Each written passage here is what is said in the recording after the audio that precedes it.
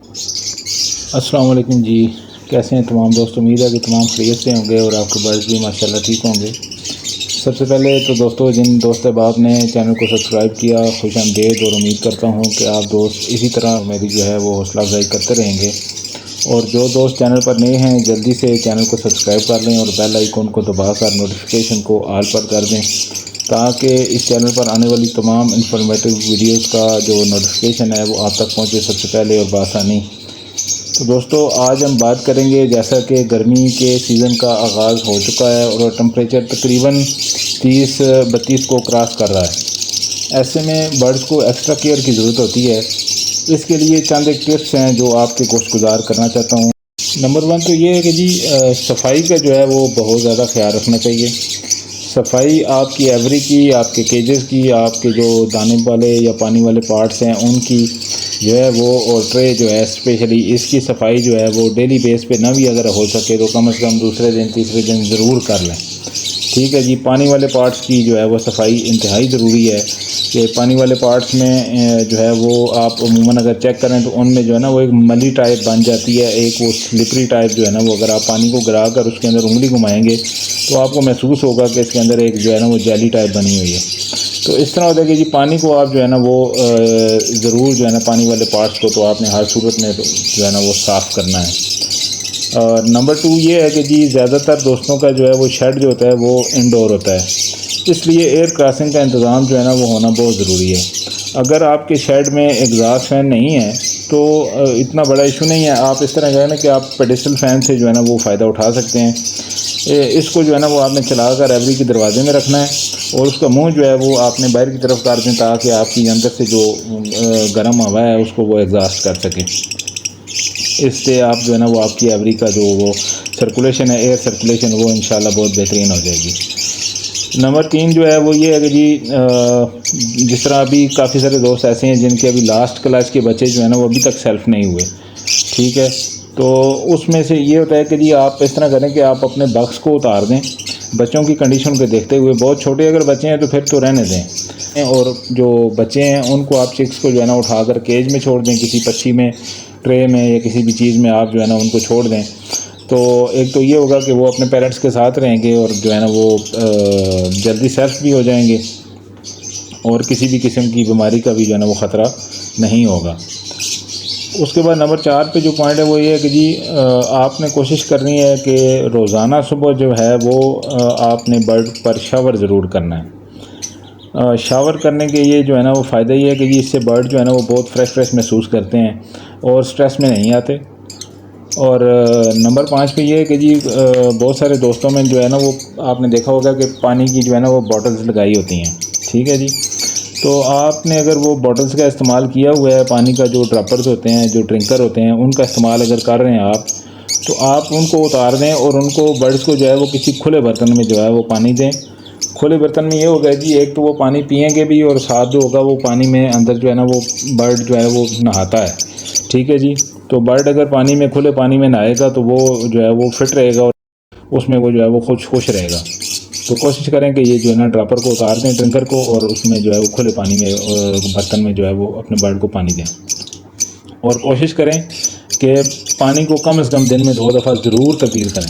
ठीक है जी। सुबह जो आपने मॉर्निंग में आपने जो पानी रखा है उसको आपने दोपहर को 1-2 बजे जो है वो 12-1 बजे के बाद वो पानी निकाल दें और उसके बाद दूसरा पानी जो है वो आप उसको जो है ना वो रखें। और कोशिश करें कि मिट्टी के बर्तन हों, मिट्टी के बर्तन में जो है वो इन दिनों में पानी जो है ना वो बर्ड्स को मुहैया किया जाए। इसमें ये होता है कि एक तो उसमें वो जो मली टाइप होती है, वो जो जेली होती है वो भी कम बनती है मिट्टी के बर्तन में भी, और दूसरा ये होता है कि उसमें पानी जो है वो ठंडा रहता है।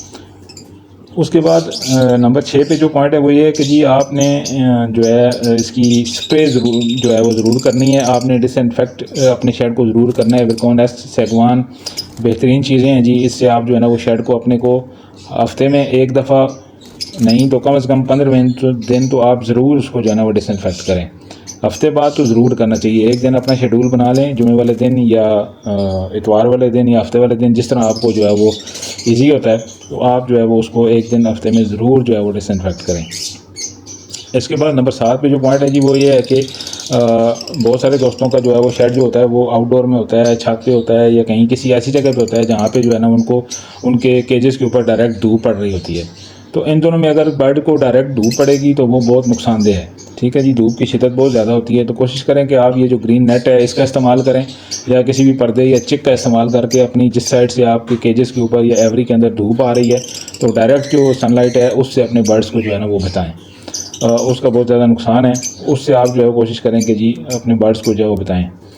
और नंबर 8 पे जो पॉइंट है वो ये है कि जी बहुत सारे जो है वो दोस्त ऐसे हैं जो ज़्यादा गर्मी वाले इलाकों में मकसद है कि जो है ना वो रहायश पजीर हैं, तो उनके बर्ड्स जो है वो ज़ाहिर है गर्मी से हमने इनको बचाना है। तो आप कोशिश करेंगे जी आप एयर कूलर का इस्तेमाल ज़रूर करें। एयर कूलर से ये होगा कि जी एक तो आपकी एवरी की जो है ना वो ह्यूमिडिटी भी उसमें जो है वो कंट्रोल रहेगी और साथ में आपकी जो है ना वो टेम्परेचर भी काफ़ी जो है ना वो लेवल में रहेगा। एसी जो है वो एयर कंडीशन को मैं तो रिकमेंड नहीं करता, उसकी बहुत सारी वजूहत हैं, लेकिन उसमें एक बेसिक वजह ये है कि जी देखें हर एक जो फैंसियर है वो इतना पैसे वाला या इतना उसका बजट जो है वो उसको इजाज़त नहीं दे रहा होता कि वो एसी को अफोर्ड करे। एक मेरे जैसा कोई फैंसियर जो है वो किसी ऐसे बंदे से या ऐसे शेड से जो है वो बर्ड ख़रीद के लाता है जहाँ पे बर्ड को जो है ना वो एसी की सहूलत मैसर होती है, लेकिन जब वो बर्ड ख़रीद के अपने शेड में आएगा तो वो बर्ड उसके पास जो है ना उस तरीके से वो कंफर्टेबल नहीं होगा या वो सर्वाइव नहीं कर पाएगा जिस तरीके से वो एक एसी वाले शेड में सर्वाइव कर रहा था या वो कंफर्टेबल था।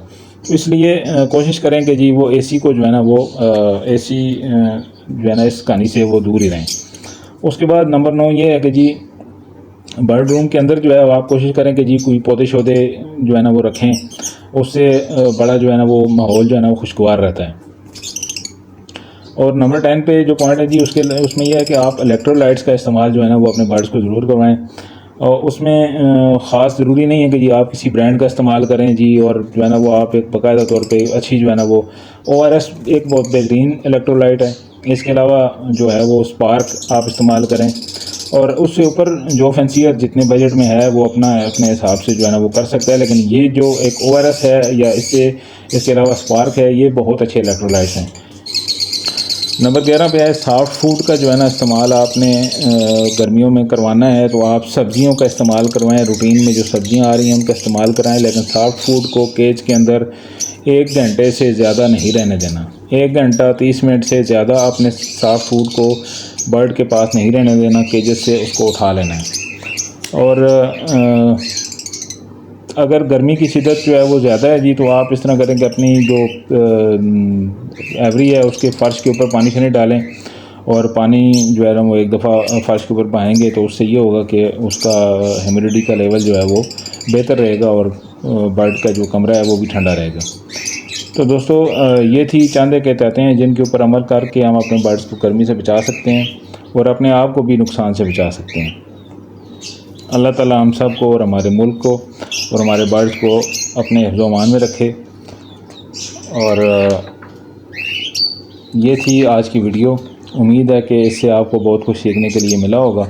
वीडियो अच्छी लगे तो लाइक ज़रूर कर दें, वीडियो को अपने दोस्तों के साथ शेयर भी किया करें और चैनल को सब्सक्राइब कर दें। ये थी आज की वीडियो। मिलते हैं नेक्स्ट वीडियो में किसी अच्छे और नए टॉपिक के साथ। तब तक के लिए इजाज़त दें। फ़ी अमान अल्लाह।